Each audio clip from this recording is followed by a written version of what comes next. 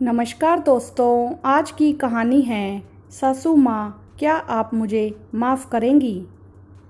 सुमित की शादी की चारों तरफ धूम थी। हो भी क्यों ना हो, 3 बहनों का लाडला भाई था। मैं रिश्ते में सुमित की चाची हूँ। छोटे से बड़े होते देखा है उसे। बहनें तो जान छिड़कती थी उस पर। एक तो इकलौता भाई, ऊपर से सबसे छोटा। सब बहुत खुश थे, लेकिन सोनी भाभी, सुमित की माँ, ना जाने क्यों परेशान दिख रही थी। मैं सोनी भाभी के पास गई और पूछा, क्या हुआ भाभी, तुम इतनी परेशान क्यों दिख रही हो? तुम शादी से खुश नहीं हो क्या? भाभी बोली, मैं उनकी वजह से परेशान हूँ। भाभी अपने बच्चों की ओर इशारा करके बोली। मैं आश्चर्य से देखने लगी। फिर वह बोली, आप देख रही हैं भाई बहनों में कितना प्यार है। बहू आने वाली है और मैं तो उसका स्वभाव भी नहीं जानती। सुमित अपनी पसंद से जो शादी कर रहा है, अगर वह इनके प्यार में दरार डाल देगी तो यह तो टूट ही जाएंगे। मैं तो मर ही जाऊंगी। मैंने सोनी भाभी के कंधे पर हाथ रखा और समझाया, ऐसा कुछ नहीं होगा। सुमित की होने वाली वाइफ तो बहुत प्यारी है। मैंने उन्हें हिम्मत बंधाई, लेकिन मैं जानती थी उनका डर जायज़ था, क्योंकि मैंने भी तो ऐसा ही किया था। सोनी भाभी की बात ने मुझे अतीत में धकेल दिया। मेरी भी शादी राजीव से काफ़ी धूमधाम से की गई थी। राजीव की फैमिली संयुक्त परिवार थी। सब काफ़ी मिलजुल कर रहते थे और मैं उस प्यारे से परिवार की बहू। मेरा स्वागत बहुत अच्छे से किया गया था। इतने अमीर घर में शादी हुई थी मेरी। मैं तो ऐसे ही खुश थी, लेकिन मैं यह नहीं जानती थी कि कितनी बड़ी जिम्मेदारी आ गई थी मुझ पर। मैं उस समय काफ़ी नादान थी। मुझे मेरे ससुराल वाले बड़े प्यार से रखते थे। बेटी ही थी मैं उस घर की, लेकिन कुछ दिन बाद ही सबकी मौजूदगी मुझे खटकने लगी। मैं राजीव पर अलग रहने के लिए दबाव बनाने लगी। यह थी मेरी सबसे बड़ी नादानी। मैं अपनी जिद पूरी करवाने के लिए राजीव के कान भरने लगी, लेकिन इस परिवार के प्यार के आगे मेरे सारे दांव बेकार हो रहे थे। एक दिन मैं सासू माँ के साथ किचन में खाना बना रही थी कि मैंने देखा कि मैं खीर में पिसी हुई चीनी समझ नमक डालने वाली हूँ, तो सासू माँ ने मेरा हाथ पकड़ लिया और यह बताया कि यह तो नमक है। फिर क्या, मुझे मौका मिल गया भड़ास निकालने का। मैं लगभग चीखती हुई बोली, आप तो चाहती हो कि बस आपकी तारीफ हो, तभी तो नमक और पिसी चीनी साथ में रख दिया आपने। आप तो सबको यह बताना चाहती हैं कि मुझे कुछ नहीं आता। आप लोगों की वजह से मैं अपनी लाइफ भी नहीं जी पा रही। मुझे छुटकारा चाहिए आप सबसे। और रोते हुए मैं अपने कमरे में चली गई। शाम को जब ये आए तो मुझे नहीं पता क्या हुआ।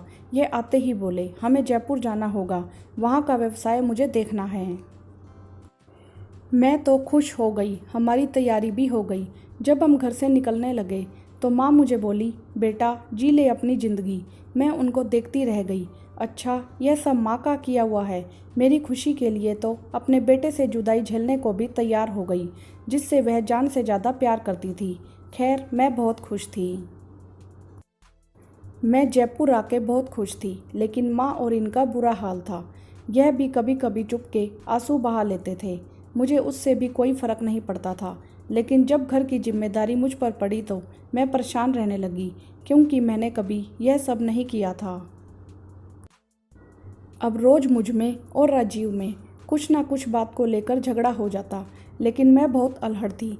एक दिन यह ऑफिस थे और मैं घर की सफाई कर रही थी कि मेरा पैर फिसल गया और मैं गिर पड़ी। मेरी कमर में बहुत तेज चोट आई थी। मैं किसी तरह खिसक खिसक कर मोबाइल तक पहुंची और इनको कॉल किया। ये जल्दी से घर आए और मुझे हॉस्पिटल ले गए। डॉक्टर ने बताया कि मुझे गहरी चोट आई है और मुझे 15 दिन तक बेड रेस्ट बोल दिया। राजीव को मेरी सासू माँ को बुलाना पड़ा। माँ को जैसे ही पता चला, वह फ्लाइट से आ गई। माँ घर आई तो घर की हालत देख समझ गई कि मैं घर कैसे संभालती थी, लेकिन वह कुछ नहीं बोली, बल्कि उन्होंने मेरी माँ से भी ज़्यादा ख्याल रखा। अब उनका प्यार मुझे समझ आ रहा था। मेरे पूरे घर को अच्छे से संभाल लिया था उन्होंने। मैं भी उनकी मेहनत और प्यार की वजह से 10 दिन में ही ठीक हो गई, लेकिन माँ ने मुझे 15 दिन तक बेड से हिलने नहीं दिया। 15 दिन बाद मुझे चेकअप के लिए माँ ही डॉक्टर के पास ले गई, क्योंकि राजीव की बहुत ज़रूरी मीटिंग थी। डॉक्टर ने चेकअप करके बताया कि अब मैं बिल्कुल ठीक हूँ। हम खुशी खुशी घर आ गए। घर आते ही मैं माँ के पैरों में गिर के फूट फूट के रोने लगी और उनसे अपनी गलती के लिए माफ़ी मांगने लगी। उन्होंने मुझे उठाकर सीने से लगा लिया और बोली, राजीव की तरह तुम भी मेरी बेटी हो।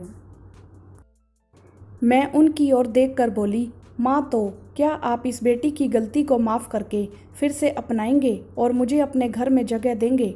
माँ ने मुझे गले से लगा लिया और बोली, हाँ बेटा, हम कल ही अपने घर चलेंगे। चल पैकिंग करते हैं। लेकिन माँ राजीव, माँ हंसते हुए बोली, जैसे यहाँ उसे भेजा था वैसे ही ले चलूँगी। हम हंसने लगे।